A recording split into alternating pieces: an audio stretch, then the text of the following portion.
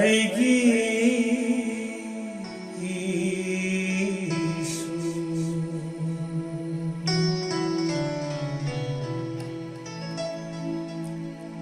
Matam pumnamaki oina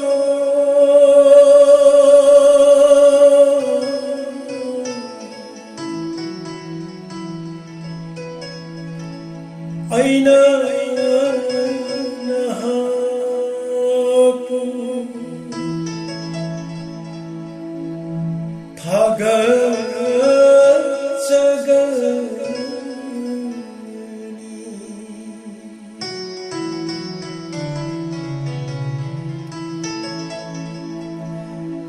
ahing asima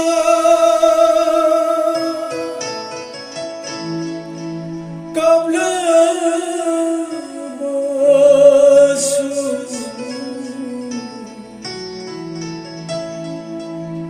ahing asima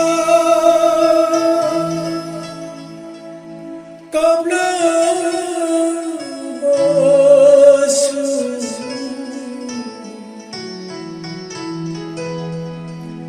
inung ngalapada noghan bigan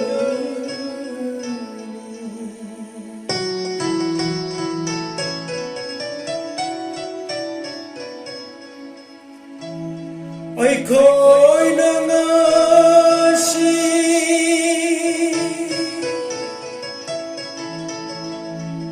kabli base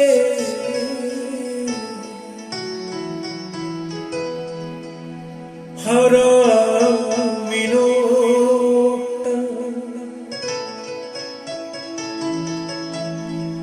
unbiga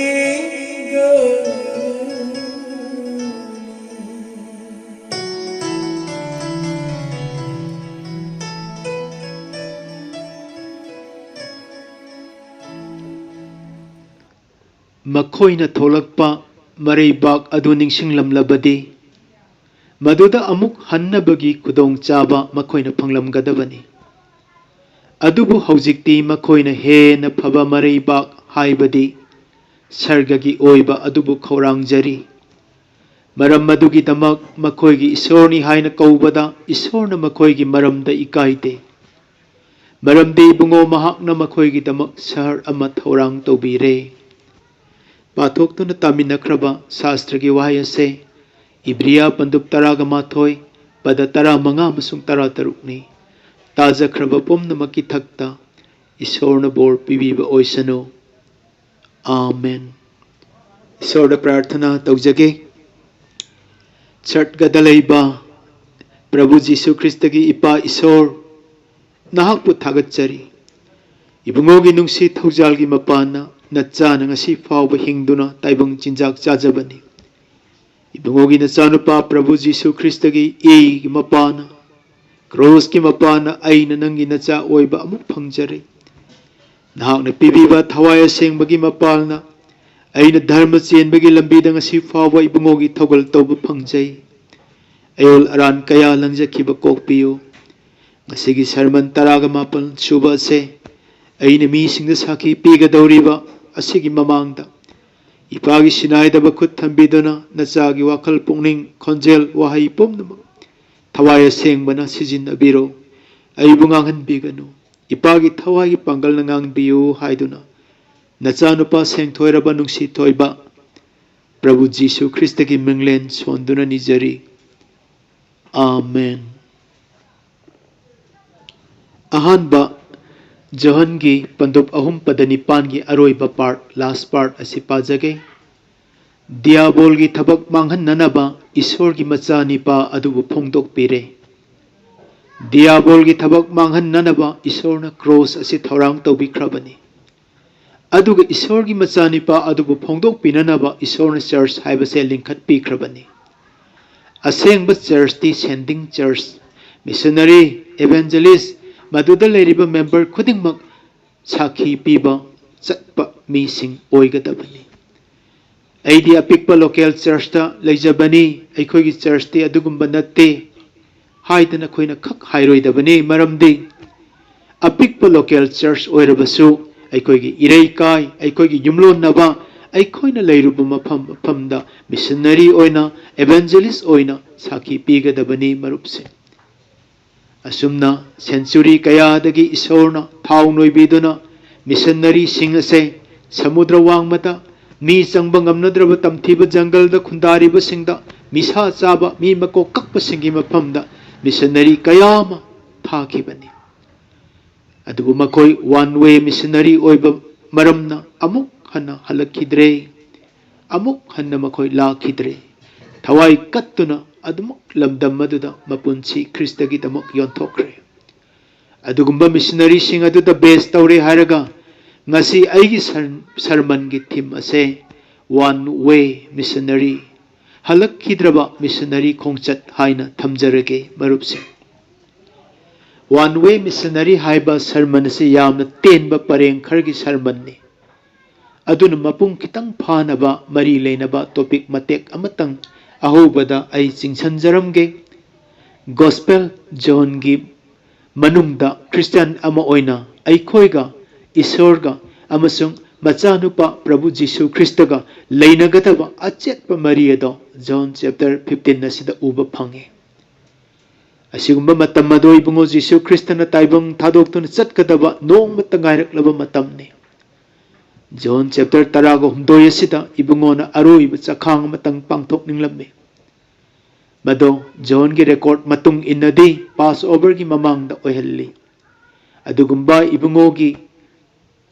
अरोइबा ओइना पांगथोकनिंगबा चखांग अदो John मा की mama की yum की मथक थंगबा कादा इबुंगोना थौरांग तहल्ली सेबोक अनि थारगा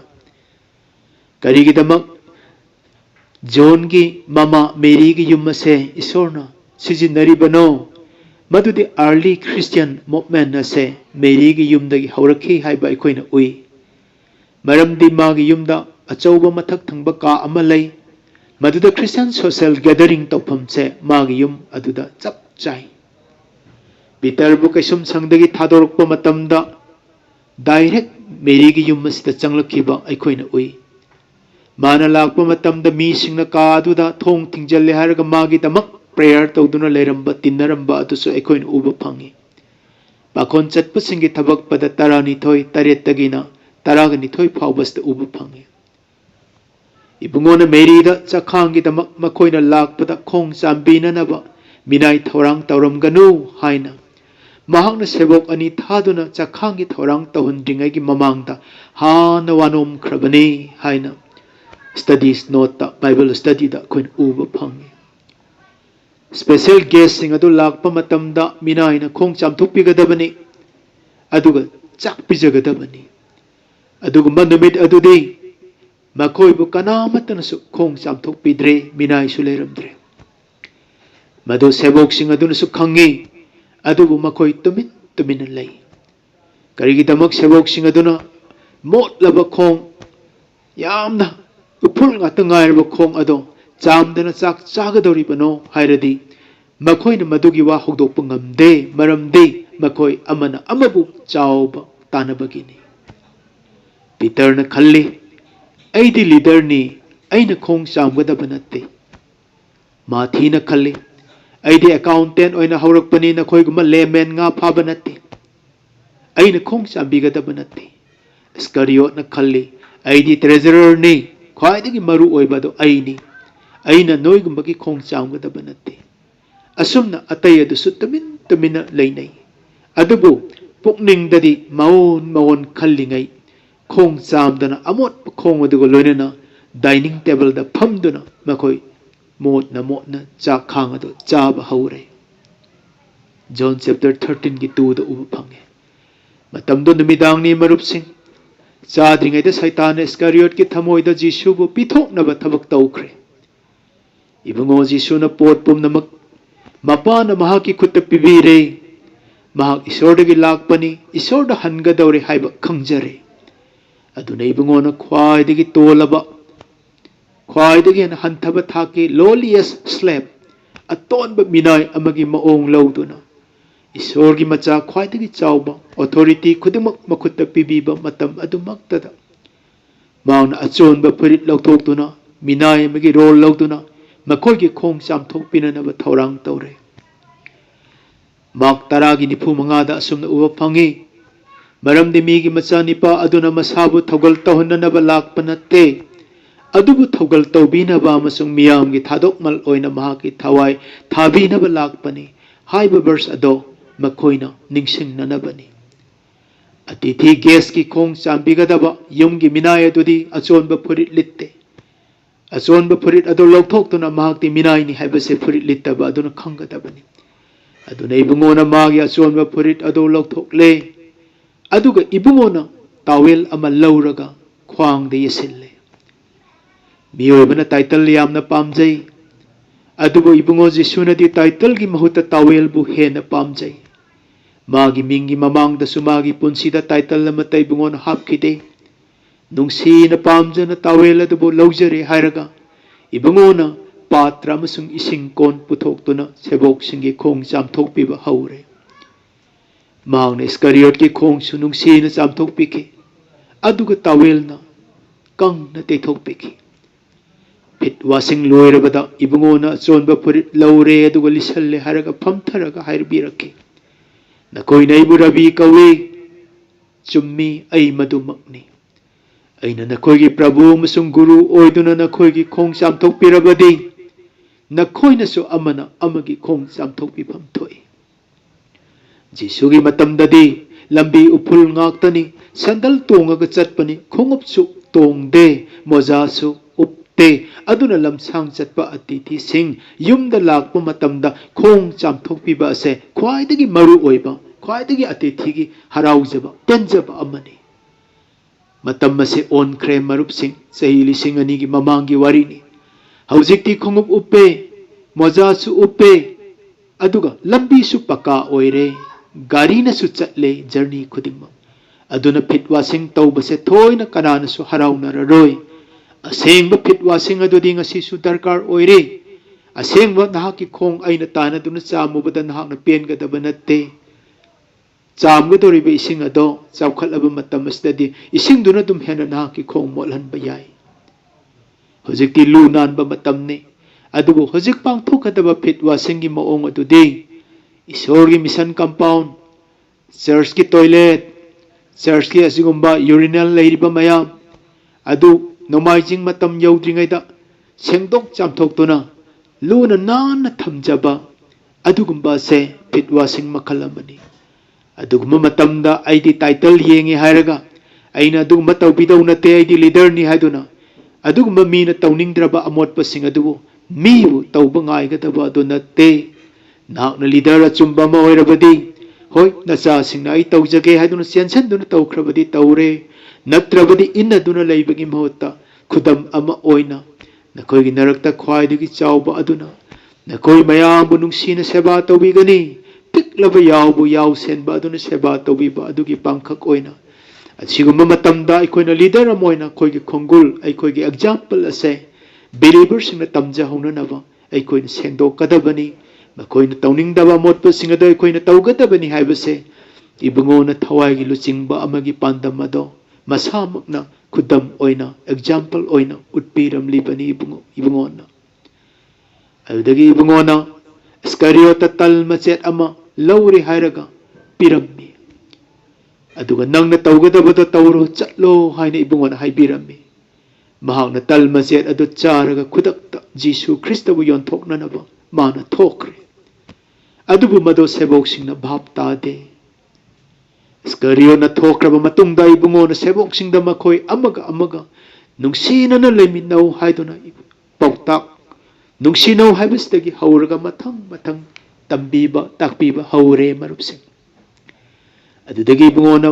ꯃꯔꯨꯑꯣꯏꯕ ꯄꯥꯎꯇꯥꯛ ꯀꯌꯥ ꯄꯤꯔꯕ ꯃꯇꯨꯡꯗ ꯍꯧꯖꯤꯛꯇꯤ ꯍꯧꯒꯠꯂꯣ, ꯑꯩꯈꯣꯏ ꯃꯐꯝ ꯑꯁꯤꯗꯒꯤ ꯆꯠꯂꯁꯤ ꯍꯥꯏꯔꯒ ꯌꯨꯝꯒꯤ ꯃꯊꯛ ꯊꯪꯕ ꯀꯥꯗꯒꯤ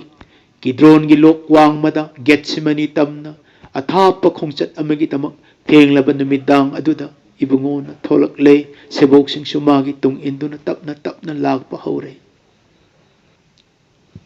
Matamdo misik miracle taraktraba numidangi matamni marupsing. Mina singthana bidraba sebok sing aduna taibangda lehaugadabado khallubada ibungogi thamoise yamna charangnaba matamni. Mana chatna lambida aroiba oina tambigadaba sarman sing yamna leiri. Hairiba sarman sing adugi manungda kainaramdagi matam simaktada sebok singa maga achetma mari thamna hunabagi tamakta khwaidagi maru oiba special oiba sarman amatangdi ibungona pininge. Sebok singna ibungoga makoi bu thadoktunai ibungona chatlagani haibase phajana sengna khanglabada thamoi sokna wa amatta ngangdana michik mirau kon taraktraba ahingaduda ibungogi tung induna ibungogi tungda tumin chatli. Sebok singbu thadok pirambagi maichak adugi mathakta amuk cross na sigadabagi potlom awaba khangadabagi maichak pumnamak asina ibungogi thakta achauba chingjaw amagomna potlom oi charang nare ingthaba leite. Charang naraba matam aduda mana achetpa mari amati thamnanabagi damak sarman amagi wakhaldi adum khanduna chatli. Matamdo yamna nungsiba chingi napom amada mafam ado yaurakle. Kanamata miyoibasing wa ngangba chatnaba matam natre. Pungning hubagi masak oiraba adumlaba chingi napom aduda achikpa aduda tapna changlakpa matamda leichillakta thabalna amuk lithoklaktuna ngalaklami. Matamduda leichillaktagi lisillakpa thabalgi mangalakta olive tree sorphon pambi singna tumin wangangdana pareng lepliba ado ibungo amadi sebok singna urami. Sorphon pambi singa adugi marakta piklaba mina khangbidraba mina singthana bidraba angur pambi singna laukhat pinaba sagai sabinaba yaudana leibakta taaduna tumin hauriba adusu ibungona urami. Ibungona khalle o aigi sarman leire. Adudagidi ibungona John chapter 10 angur pambi masung masa haiba sarman se sandok lage haina pukningda leppe. Ibungona angur pambi amasung masa haiba sarman se matam maduda sebok singda tapna nungsina sandok piba haure. John 10 pada amadagi na 10 pauba se ahanba point. Ibungo Jesu Krista gamagi pangjaraba sebok sing adugat lainagadaba Maria do taibang panbigi aroiba pauba chet na lainanaba Maria do utpi. Madudi remain in me. Aingonda itattatuna layo karigi adu oirabadi nakoy na mahi yam na pananabani haina takpirami. Anisuba point verse 10 thoidagi na 13 asina love one another nakoy nasen amaga nung sino karam haina thajaba masen laimin na hugadage haibado mayik seng na takpi maramdi aikoy na amaga nung sinarabadi masi kaktana aikoy ibungo Jesu Krista gi sebok ni haiba mising na khangadoribani. Ahum suba point adudi verse 18 dagi na 27 fauba asini masidi Kristiyano ikraba aikoyga non Kristan singa lainagadaba Maria do takpibani. Aina masi explain loy na tawjaroy masigi sermon ay piroy.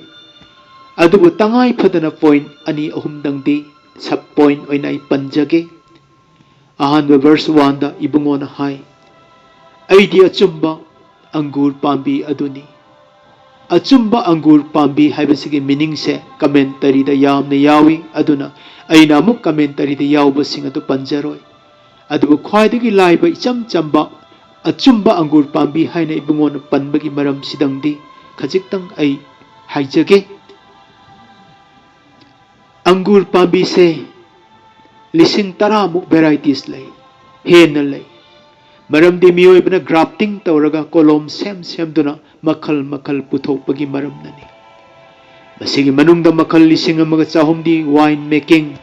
thakna na ba yusung na ba oy na sisinay aduga makal tara mga di eat and drink द्राखा मही इसम चमना थक्ननबा अमसुंग चानबगी अहाउब ओइना सिजिन्नै लेमौरिबा मरु याउबसिंग अदुना जाम सेमबदा सिजिन्ननबनी मरुपसिंग अदुगा हाइरिबसिंग असिगी मनुंगदा ख्वाइदगी अतांगबा original असेंगबा अंगूर अदुदी rosin डिमोर्गेक्स हाइदुना Italian loan कौबा अदुगुंबा grep अंगूर अदुनी अचुंबा अंगूर rosin डिमोर्गेक्स हाइरिबा से ख्वाइदगी हाउबा टेस्टियस ओइबा ख्वाइदगी तांगबा रेरेस ओइबा अदुनी अदुननी प्रभु जीसुना अइदी अचुंबा अंगूर पांबी अदुनी हाइना verse 1 दा हाइबिरिबसे अदुना अइखोइना जीसुदा मसा ओइना तत्तना लेजबा मतमदा अइखोइसे टेस्टियस ख्वाइदगी हाउबा and रेरेस ख्वाइदगी तांगबा grep अंगूर अदो पानगदौरिबनी मालेमदा अमुक अइखोइदा पालकपा महै अदुगा अतैगा चांगदमननिंगाइ लैररोय अंगूर अतैगा महाउ सुमान मानरोय मरमदी पांबी अदो ईश्वरगी मचानुपा जीसु ख्रिस्ट मसामकना पांबी ओइबिबगिनी इंकोल कोइबादो ताइबंग मी नते सर्गगी यूनिवर्स असिबु सेंबिरिबा क्रिएटर ऑलमाइटी पांगल थल्लबा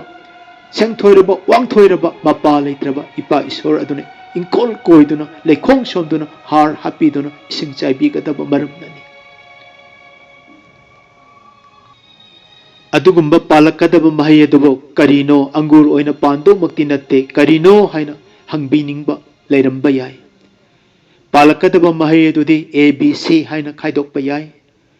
ए दा धर्म चेनबा हाइबसिनी पानगदोरिबा महै अदु अनि सुबदा थवाइगी महै मापन अदुनी पानगदोरिबसे अहुम सुबदा एडिशनल फ्रूट अदुदी सेकंड पीटर गी 1 गी पद मंगादगिन मापन फाउबा से पाबिरो मदुदा अहुम सुब मखलगी फ्रूट अदो कोइन उब फंगनी वर्स 5 असिदा कोइन उई मदुदी अई याउदना नखोइना करिसु तौब ngamloi हाइबिरम्मी इबुंगोगी पांगल याउदना अखोइना थौगल तौब याय तोलोप की दमक खल्लगा दुम तौब याय मिशन थबक कक्लोय मिशन वा हंगलकलबसु अखोइ कनानसु पोंनिंग होंगनबा ngamba nate ईश्वरगी निंगबनी हाइना खोय अदुम खुंबा याय अदुबु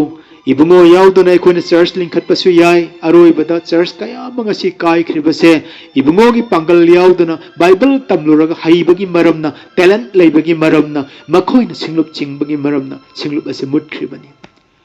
अचुंबा सेबोक्सिना लिंखतलंबा सिंगलुप ते मांगबगी महुता पृथ्वी सिन थुंगना assume assume चावखलाई मरमदी Ibungo याउना लिंखतखिबगिनी महै Panba church ओइरी मसी अखोइना लिंखतखिबा सिंगलुप कया अमदी मांगदुना पुलोय लोयखरे पुंचाइ चाइखरे मरम अदुना इबुंगोना हाइबी अई याउदना नखोइना करिसु तौबा ngamde मरुप सिंह नंग सोलोमोन गुमना विस्डम नंग सिंगबा याय डेविड गुमना नहाक असे ईश्वर थागतपदा असुक्की मतिक नंग हाइबा याय अब्राहम गुमना थाजबदा नंग असुक्की मतिक चेतपसु ओइरंबा याय जोशुआ गुमना लानफमदा नंग असुक्की मतिक हाइबसु ओइरंबा याय अदुबु जोसेफ गुमना अमोट पलम चत्तगी थोलक्तुना ईश्वर कीबा नत्रबदे नाक सैमसन गुमना पुमांग मांगनी ताइबंग पान त खोइदारुबदगी मांगकिबदा असिनी इबुंगोना अई याउदना नखोइना करिमता तौबा ngamde हाइरिबस अदुगा पॉइंट सिंग असे अई सरमन तौजरोय लोइना समजिल्लगलगा अहुम सुबा पॉइंट असिदा खजितंग पंजरमगे अहुम सुबा इबुंगोना तंबीबा अदुदी अखोइना उबा फंगे वर्ष 19 कुनगा तरेट फाउबदा ताइबंग पानबदा क्रिश्चियन ओइरिबा अखोइगा नन क्रिश्चियन सिंगा लेना होगदबा मरी अदो इबुंगोना ताकपी ताइबंग पानबगी अरोइबा मतम असे नक्सिलकपा मतमदा पुकनिंग होंगबा मीसु फत्तबा मरकता असेंगबा पुकनिंग होंगबा ईश्वरगी मचा ओयरखिबा मीसु असुम असुम यामखलकनी अदुगा लोइना लोइना पुकनिंग होंगबा मसिंग यामखलकपगुम ईश्वरबु यादबा मीसिंगसु असुम असुम मसिंग हेंगलकनी ईश्वरगी मचासिंगबु ओटपा नैबसु हेंगलकनी हाइना इबुंगोना हाइबिरमी अई ताइबंग पानबगी नत्तबगुम नखोइसु ताइबंग पानबगी नत्ते अदुना नखोइना नखोइबु ताइबंग पानगी नत्ते हाइबा सेंगना खंगबा मरमना नखोइबु तुकच्चगनी नखोइना नखोइबु ओट नैबा मतमदा मखोइना अइबु ओट नैरबनी अइगी मिंगी तमक मखोइना फत्तबा खुदिंगमक असे नखोइगी नफमदा तौगनी तुकच्चगनी ꯑꯩꯈꯣꯏꯕꯨ ꯌꯥꯗꯕꯁꯤꯡ ꯑꯁꯤꯒꯤ ꯃꯔꯛꯇ ꯏꯕꯨꯡꯉꯣꯅ ꯑꯩꯈꯣꯏꯕꯨ ꯊꯥꯕꯤꯔꯤꯕꯅꯤ ꯍꯥꯏꯕꯁꯤ ꯀꯥꯎꯕ ꯌꯥꯗꯦ ꯃꯔꯨꯞꯁꯤꯡ ꯑꯩꯈꯣꯏꯕꯨ ꯊꯝꯕꯤꯔꯤꯕꯅꯤ ꯍꯥꯏꯕꯁꯤꯁꯨ ꯀꯥꯎꯊꯣꯛꯀꯨꯝꯁꯤ ꯃꯔꯨꯞꯁꯤꯡ बाइबल मांगलीबा थवाई हाइना हेक हेक पल्लीबा असे अखोइबु ओतनैरिबसिंग असिसु मनुंग चलीबनी मांगलीबा थवाई कन्नबगिदमक इबुंगोना अखोइबु कैसालसिंगी मरक्ता अपिकपा यावसिंगुमना थाबीरिबनी मैथ्यू चैप्टर 10 वर्स 16 ता उबु फंगे अदुननी अखोइना ngasi इबुंगोगी लबुक्ता थबक सुबदे खोइंगांग सारबसु थबक सुबा असेंगबा थबक सुबा कथोकपा मी मसिंग याम तांगलीबसे लौगी मपुद नोंजब मतम अदु ओइरे फौना खोइंगांग सारबसु थबक सुबिनबदी यामद्रिबसे मिशनरी अमसुंग नेटिव वर्कर्स सिंगी पुंसीदी ओतपनैबा बदनाम चाब कप्पा अमसुंग मेंबर्स नसु नैबीबा सीबा याबा खुदोंथिबा कारम नुमितनो खोइगी पुंसी लोइगदगे सुखंग खंगददुना योंथोक्तुन चटखरबा लानमी अमनी थवाईगी लानमी नुंसीबगी लानमी करिगुमदा नाहक वन वे मिशनरी मिशनरी खोंचत्ता हलखिद्रबा खोंचत्ता चटखरबा मिशनरी हाइबसिगी मतांगदा ताबीख्रबरा मसीदगी सही चामगी ममांगदा 20th सेंचुरी की हौरकपदा थौना फरबा ख्रिस्तबु थाजबा मी खरा ताइबंग पालसदा पोखि मखोइबु अखोइना वन वे मिशनरी हाइना खंगनरी मरमदी मखोइना चटपु चटखरबदी अमुक हलकलरोय हाइबा खंगना खंगना ख्रिस्तगी तमक नोकना चटखि थवाई थाखि मकोइना मिशन पिलदुदा टिकेट कक्पा मतमदा वन वे चटखिबगी टिकेट खक्तंग कक्खि हलकपगी टिकेट कक्खिदे मतम मदुददी मोइना चलिबा मफम अदुदगी टिकेट कैदंवेदसु रिटर्न फंगलरोय हाइबा खंगना खंगना मकोइना अमुक हन्ना हलकपगी टिकेट लौदना चटखि मकोइना स्वीटकेस की महुत्ता मसागी कोफिन कु ओइना पुखि मकोगी फिरोल निट ओइबा कोलिक मखोगी निट ओइबा खुदिंग अदो कुदुदा चनबा मखै हापलगा सो लोलगा कुदो पाइरि हारगा मखोइना अरोइबा खोंचत ओइना थोखि मखोइना समुद्र खोंबानदगी ही होंदोरकपा मतमदा मी खुदिंग मक्ता मखुट हाइदुना बिदाई पिरम्मि मखोइना नुंसीबा सिंगदा खुट हाइदुना बिदाई पिरखि मखोगी मरैबाकी ओइबा उपाल वापाल चिंग पात तुरेन लेंगली पालिबा खुदिंगमक्सु अरोइबा ओइना मखोइना नोकना बिदाई पीदुना मखुट हाइरम्मि मरमदि मखोइना खंगी मखोइ अमुक हलकलरोय हाइबा अदुगुम्बा खोंचत अदुगी मनुंगदा वन वे मिशनरी सिंगी मनुंगदा अइना अमतंग लौखतजगे मदुदी AW मिल हाइबा सिंगी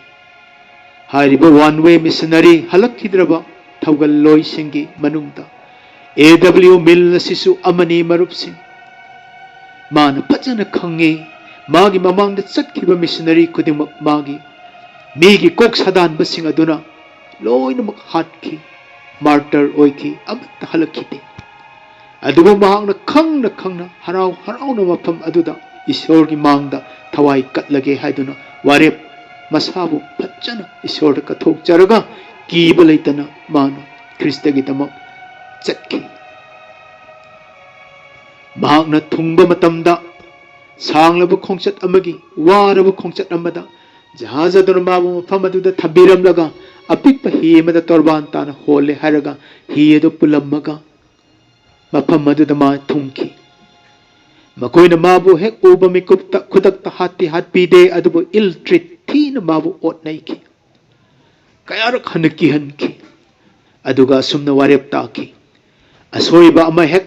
नंगना तौबा मतमदा नकोक अदो कक्कनी हाइना निंगथौना लाउथोखि अदुगा निंगथौना सुमनासु हाइखि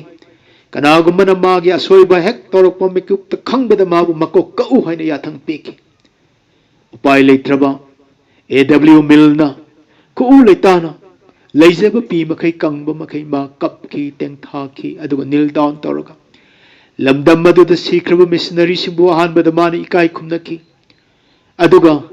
महांगना लेमौरिबा पुंसी असे नखोइगी नतुंग आई इलकलबनिको हाइतना ईश्वरगी मफमदा तेंथाजरे हारगा मखोइदा जीसु ख्रिस्तगी मिंग असिनदि सीद्रिङैदा ताहनबियु हाइना कपचरमि मागी कप्पलावगी प्रार्थना तारम्मि अदुबु मिनुंगसी खंगद्रबसिंग अदुना माबु इंथोक्तुना जंगलगी मची अमदा थमलम्मि Makoina awa ana kaya mathengnarakpa mikupta makoina gyan mangduna tawphong khangaktraba mikupta mil na changsanle haraga makoigi mateng adu pangbiki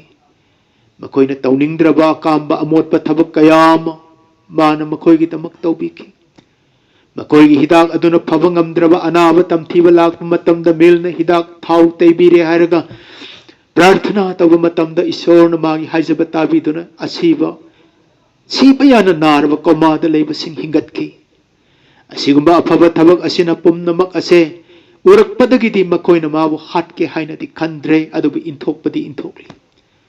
mahangna makoigi lon adu lapna tung inajari haraga tamki laurok thagi matamda ningtham thagi matamda kalen thagi matamda kari sinjak chagani haibasisu makoina charibado tamjaki makoigi phiedo setki magi seningai leraktrabada asumna magi thamoy adu makoina khangba horaki sahi taret suba matungdadi lamadugi misingna mahakbu marup oirakki mabu nungsina tinnaba se hawraklabada mahakna pakhal ama sare haraga yum ado makoigi marakta leiba yananabagi damakta ayaba pibiki sahi tara surakpa matamdadi ese milna makoida Jisu Kristagi wa pawase maming panba yaduna ningtamna sandokjaba phangki Jisugi nungsiba amasung paap ki maramda takpiki makoina paap masak hek khanglakpada makoina migi makok kakhiba adugi paap mi kayamigi kok kaktatkibagi paap ado hausikpo aikoina Jisu Krista ninglaga kokpa ngamkhigadra haina hangjaki matam maduda S.W. Milner Saul of Tarsus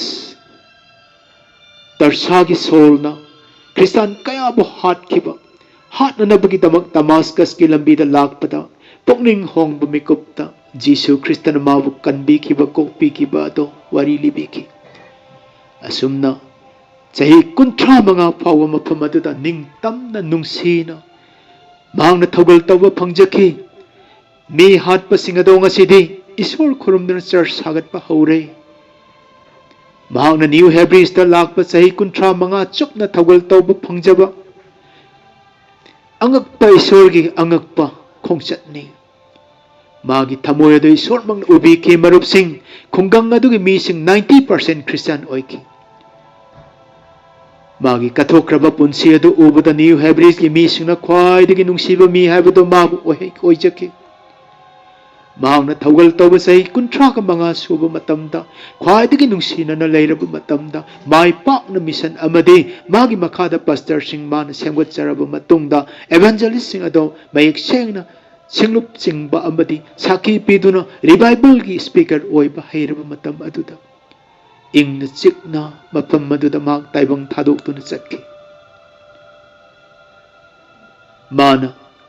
mayum nungsiba do amuk tapawa halakite magi maron phawba ngangmandabagi maramna ma kawki madugi mauta New Hebrews gi Melanesian language ado adum ngangki mana yumpan khide magi tongjaba nungaiba maphamda pokhiba chawkhatpa leibaki Europe ta pokhiba ado pumna mado amang bani haiduna mahakna mi chawa sahing chawa mi makok kakpa lam adu pamjana mana sargagumna achauba prithibigi metropolitan city amagumna mana khanjaki tongjaba khudingmak Kristagi maromgi damak thawai kannanaba mahakna thadoki mana chatkiba numidang adudagi hauna mana silba numit phawada maraibak maram dam ado amuk tabak mai ondun hanne yenglakide mana magi thamoy punsi New Hebrews ki damak pungkat kathokjaki masibu oina khangnai one way missionary khongchatta halakhidraba haibado mana siba matam aduda khunggangi mayayda miyamna tengtharami aduga makhoigi khunggang village adugi center chap chana magi mangpham semlaga mafam aduda pumbiki mangphomgi num tummustawn aduda asumna iki marupsing when he came there was no light mana aikhoigi khunggangda lakpa matamda khunggang asida mangal haibado amatta leramde when he left there was no darkness माना ताइबंग थादोक्तुना खुंगंग असे थादोक्तुना चटखिबा मतमददि अइखोइगी खुंगंसिदा अमंबा हाइबदो मचेत अमता लेहौद्रे ngasidi New Hebrews gi mamingsu Benautu koukhre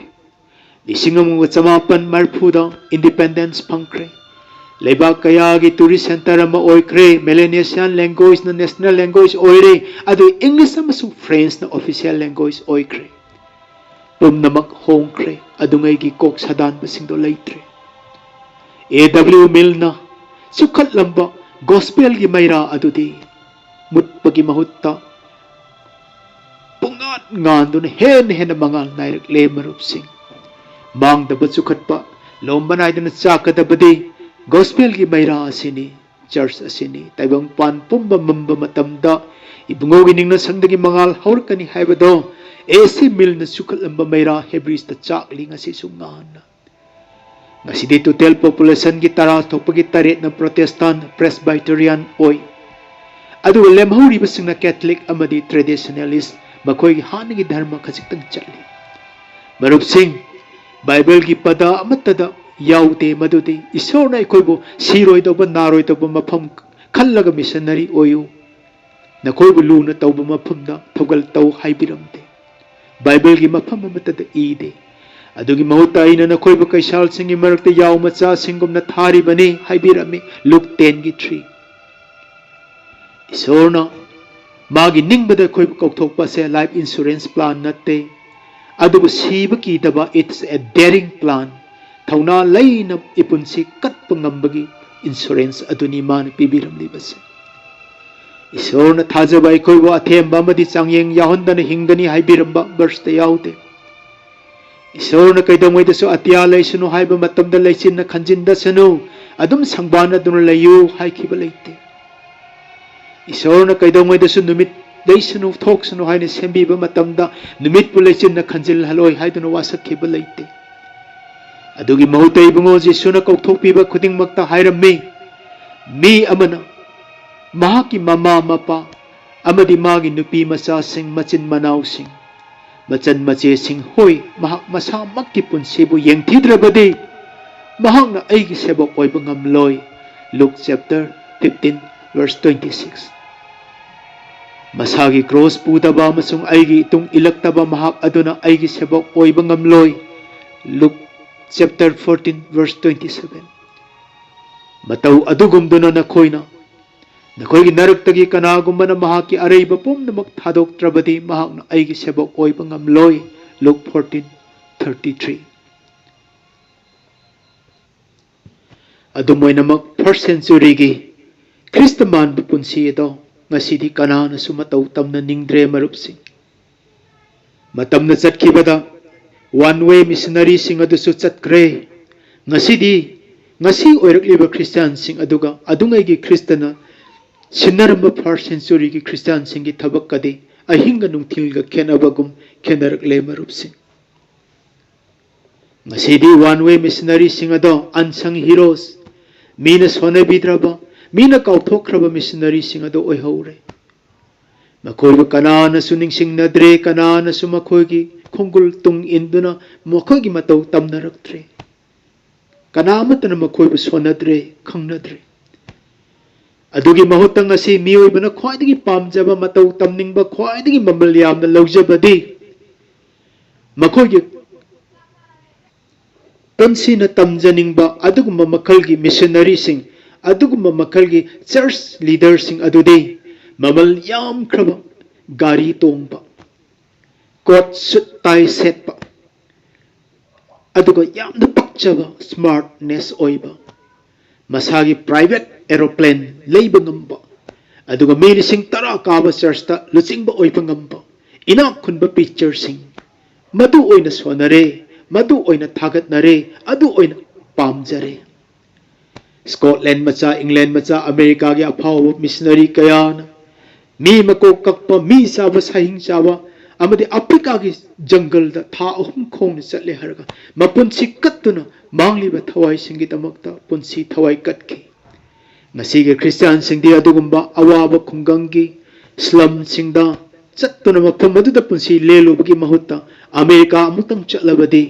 foreign amuktang chatlabadi aduda chatlure hairabadi halakpada aise chawkhatpa oina isona yaba oina lawgani haibagi tamakta achau achauba nungaiba mafam thiduna chatnari marupsing kayagi matik tayo nakrabano punsi asida miyoibana kauna kraba mang kraba unsung heroes amuktang chatkibadagi punsida halakhidraba sing adubu masigi Christian sing na toina ningsingdrabasu aigi thamoinadi amuktang ningsingjaningbagi maramna masigi bisoy one way missionary gi khongchatta amuk halakhidraba haibase aina mayamgi mamangda thamjabani thogal tawbas na mapagi thogal lay machanupa Jesus Christ ki thogal lay Holy Spirit ki thogal lay mapa isor ki thogal adusu phajana mayek sengna hauna launa khonjel yauna thabuk subirammi ibungo Jesus Christ sa malem thakha ondona phaja wahai kayama Bible se ibiduna kanna law khongduna isor ki thogal tawbirammi adubu Holy Spirit ki ministry thawaya sengbagi thogal di kadai ibungo Holy Spirit asidi yamna gentle oi magi ministry adudi silent oi magi ministry di invisible oi tumin na lay masak sungu uhande adubu mana ikoy bu thogat piri mana ikoy bu ngak piri mana ikoy bu pangbiri mana oza oibiri mana isor su oibiri marup su oibiri aduga mahak na ikoy gidamak kapto na isor da wanom piri angakpa achauba khwaidagi lumba potlom di man teng thaduna na heduna ikoy gidamak punsi kanbinaba isor da mana prathna tauri chingbiri magi thabak asuki matik yamkre adu erbasu mana nongmatasu credit laude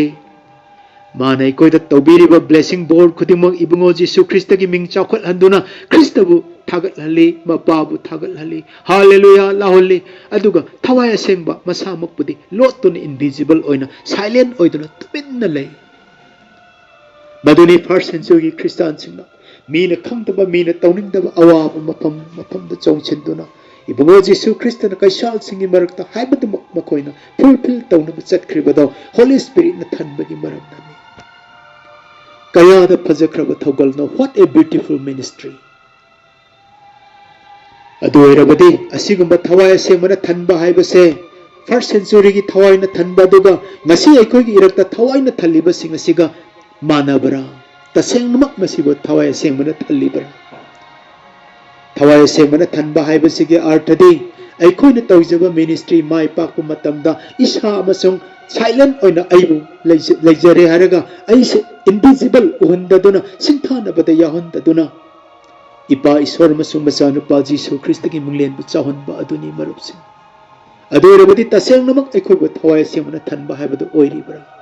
yes oire hairabadi nahaki thabak credit nahaki ming mina thagatpa popularity ado pamluranu adugi mohota Christ ki ming wanghanbiro nangna nasabu kainongoda su miyam amang kaukhatpada harauroi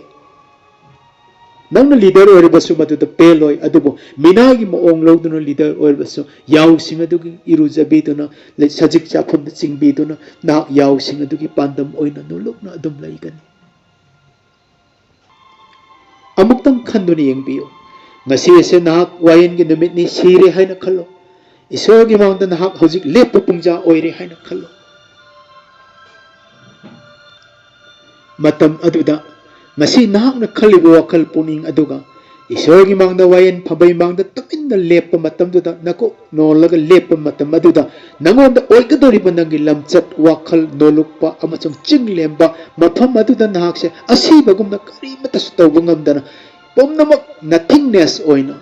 kayagi matik noluk na nahak na ibungo gi mangda luluk na lepkadage khambiyo matam aduda nahak thawaya sengbana thabuk tawbiba asengba isorna oheningba punsiado magi mangda leppadadi nahak oigadoriban ngasisu nahakna magi presence ta hingba oirabadi isorgi mamangda hingjaba punsi amani haibase nahakna khangba oirabadi wayen gi numitta siraga isorgi mangda wayen phambai mangda nangi ming karoppada nangna tatik nakina ikai khumajana nolukna lepkadoriba aduma ngasi ibungosi hingduna nangi mangda lai haibase khangbirabadi madugi punsiado hojimuk oyu haibasini ꯏꯁꯣꯔꯅ ꯑꯩꯈꯣꯏꯗ ꯇꯥꯛꯄꯤꯔꯤꯕꯁꯦ ꯑꯗꯨ ꯑꯣꯏꯔꯕꯗꯤ ꯑꯩꯈꯣꯏꯅ one ꯋꯦ ꯃꯤꯁꯅꯔꯤꯃꯛ ꯑꯣꯏꯕ ꯉꯝꯗ꯭ꯔꯕꯁꯨ ꯑꯩꯈꯣꯏꯅ ꯆꯪꯁꯤꯟꯈ꯭ꯔꯕ ꯖꯤꯁꯨ ꯈ꯭ꯔꯤꯁꯇꯒꯤ ꯙꯔꯃ ꯆꯦꯟꯕꯒꯤ ꯂꯝꯕꯤ ꯑꯁꯤꯗꯗꯤ ꯇꯨꯡꯗ ꯑꯃꯨꯛ ꯍꯟꯗꯣꯛꯇꯗꯨꯅ ꯋꯥꯟ ꯋꯦ ꯕꯤꯂꯤꯚꯔ ꯆꯪꯁꯤꯟꯈꯤꯕꯗꯒꯤ ꯑꯔꯣꯏꯕ ꯐꯥꯎꯕ ꯍꯜꯂꯛꯈꯤꯗ꯭ꯔꯕ ꯊꯥꯖꯕ ꯑꯃ ꯐꯥꯎꯕꯗꯤ ꯑꯩꯈꯣꯏ ꯙꯔꯃ ꯆꯦꯟꯕꯒꯤ ꯂꯝꯕꯤꯗ ꯑꯔꯣꯏꯕ ꯑꯣꯏꯅ ꯆꯪꯁꯤꯟꯕ ꯐꯥꯎꯕꯗꯤ ꯑꯣꯏꯍꯧꯕ ꯉꯝꯖꯒꯅꯤ ꯏꯁꯣꯔꯅ ꯉꯁꯤꯁꯨ ꯋꯥꯟ ꯋꯦ ꯃꯤꯁꯅꯔꯤ ꯅꯤꯠ ꯑꯣꯏꯔꯤ ꯐꯥꯔꯁ ꯁꯦꯟꯆꯨꯔꯤꯒꯤ ꯈ꯭ꯔꯤꯁꯇꯤꯌꯥꯟ ꯑꯌꯥꯝꯕꯗꯤ ꯋꯥꯟ ꯋꯦ ꯃꯤꯁꯅꯔꯤꯒꯨꯝ ꯃꯌꯨꯝ ꯃꯀꯩ ꯃꯔꯩꯕꯥꯛ ꯊꯥꯗꯣꯛꯇꯨꯅ ꯈ꯭ꯔꯤꯁꯇꯒꯤꯗꯃꯛ ꯊꯋꯥꯏ ꯄꯤꯊꯣꯛꯈꯤ ꯃꯔꯨꯞꯁꯤꯡ ꯑꯩꯅ ꯑꯍꯧꯕꯗꯁꯨ ꯄꯥꯖꯈ꯭ꯔꯦ ꯏꯕ꯭ꯔꯤꯌꯥ 11ꯒꯤ 15 16ꯇ ꯃꯈꯣꯏꯅ ꯊꯣꯛꯂꯛꯄ ꯃꯔꯩꯕꯥꯛ ꯑꯗꯨ ꯅꯤꯡꯁꯤꯡꯂꯝꯂꯕꯗꯤ ꯃꯗꯨꯗ ꯑꯃꯨꯛ ꯍꯟꯅꯕꯒꯤ ꯈꯨꯗꯣꯡꯆꯥꯕ ꯃꯈꯣꯏꯅ ꯐꯪꯂꯝꯒꯗꯕꯅꯤ ꯑꯗꯨꯕꯨ ꯍꯧꯖꯤꯛꯇꯤ ꯃꯈꯣꯏꯅ ꯍꯦꯟꯅ ꯐꯕ ꯃꯔꯩꯕꯥꯛ ꯍꯥꯏꯕꯗꯤ ꯁꯔꯒꯒꯤ ꯑꯣꯏꯕ ꯑꯗꯨꯕꯨ ꯈꯧꯔꯥꯡꯖꯈꯤ ꯃꯔꯝ ꯑꯗꯨꯒꯤꯗꯃꯛ ꯃꯈꯣꯏꯅꯒꯤ ꯏꯁꯣꯔꯅꯤ ꯍꯥꯏꯅ ꯀꯧꯕꯗ ꯏꯁꯣꯔꯅ ꯃꯈꯣꯏꯒꯤ ꯃꯔꯝꯗ ꯏꯀꯥꯏꯗꯦ ꯃꯔꯝꯗꯤ ꯏꯕꯨꯡꯉꯣ ꯃꯍꯥꯛꯅ ꯃꯈꯣꯏꯒꯤꯗꯃꯛ ꯍꯦꯟꯅ ꯐꯕ ꯁꯍꯔ ꯑꯃ ꯊꯧꯔꯥꯡ ꯇꯧꯕꯤꯔꯦ A.W. Millꯒꯤ ꯇꯨꯝꯁꯇꯣꯟꯗ ꯏꯔꯤꯕꯗꯣ ꯑꯃꯨꯛꯀ ꯅꯧꯍꯧꯅꯅ ꯅꯤꯡꯁꯤꯡꯁꯤ When he came, there was no light. ꯃꯥꯅ ꯑꯩꯈꯣꯏꯒꯤ ꯈꯨꯡꯒꯪꯗ ꯂꯥꯛꯄ ꯃꯇꯝꯗ ꯈꯨꯡꯒꯪ ꯑꯁꯤ ꯏꯃꯝ ꯃꯝꯂꯝꯃꯤ ꯃꯉꯥꯜ ꯑꯃꯠꯇ ꯂꯩꯇꯦ When he left, there was no darkness. ꯃꯥꯅ ꯇꯥꯏꯕꯪ ꯊꯥꯗꯣꯛꯇꯨꯅ ꯅ꯭ꯌꯨ ꯍꯦꯕ꯭ꯔꯤꯁ ꯊꯥꯗꯣꯛꯇꯨꯅ ꯑꯩꯈꯣꯏꯕꯨ ꯊꯥꯗꯣꯛꯇꯨꯅ ꯆꯠꯈꯤꯕ ꯃꯤꯀꯨꯞꯇꯨꯗꯗꯤ ꯈꯨꯡꯒꯪ ꯑꯁꯤꯗ ꯑꯃꯝꯕ ꯍꯥꯏꯕꯗꯣ ꯃꯆꯦꯠ ꯑꯃꯠꯇ ꯂꯩꯍꯧꯗ꯭ꯔꯦ ꯑꯩꯈꯣꯏꯅ ꯏꯁꯣꯔꯒꯤ ꯃꯆꯥ ꯑꯣꯏꯖꯕ ꯃꯇꯝꯗ ꯑꯩꯈꯣꯏꯅ ꯑꯩꯈꯣꯏꯒꯤ ꯌꯨꯝꯂꯣꯟꯅꯕꯁꯤꯡꯕꯨ ꯌꯦꯡꯊꯣꯛꯈꯤꯕꯗ ꯈꯥ ꯋꯥꯡ ꯅꯣꯡꯄꯣꯛ ꯅꯣꯡꯆꯨꯞ ꯊꯣꯡ ꯍꯦꯛ ꯍꯥꯡꯕ ꯑꯌꯨꯛ ꯌꯥꯍꯧꯔꯛꯄꯗꯒꯤ ꯑꯩꯈꯣꯏꯅ ꯎꯔꯤꯕ ꯃꯐꯝ ꯈꯨꯗꯤꯡꯃꯛ ꯑꯁꯦ ꯃꯔꯨꯞꯁꯤꯡ ꯑꯃꯝꯕ ꯃꯥꯡꯂꯤꯕ ꯃꯐꯝ ꯉꯥꯛꯇꯅꯤ इरेबाक ममली इरेकाई ममली युमोनबसिंग मंगाल लेत्री ममली हौजिक मखोई अमंबा मरक्ता अखोइना मंगाल ओइदुना लेरे अदुबो अखोइना ताइबंग थादोक्तुना हनखिबा मतमदसु इरेबाक से इरेकाई से युमोनबसिंग से अदुम ममदुना लहल होरगद्रा मरुपसिंग अखोइना ताइबंग दे सोरसंदुना ज्ञान तारकपा मिकुप्ता अखोइगी इरेकाई इरेबाक से ममलम्मी अखोइना थादोक्पा मतमदसु इरेबाक से अदुम ममदुना इरेकाई से अदुम ममदुना थनमलगद्रा वाहंग से अमुक्तंग हंजरबदी ईश्वरने अखोइबु पांगल यामना पिबीगनी पाथोक्रबा हाइदोकजख्रबा अइना खजिक्तंग शेयर तौजख्रबा वहाई पुम्नमकी थक्ता अखोइना पुंसी थवाई कत्तुना अमुक हंदोकपा लेतना अचाबा मतमस्ते इबुंगोगी मांगदा पुंसी कत्तुना थोगल तौमिनरसी हाइरक लोइसिनजगे पुम्नमकपु ईश्वरना बोर पिबीबा ओइसनु आमेन।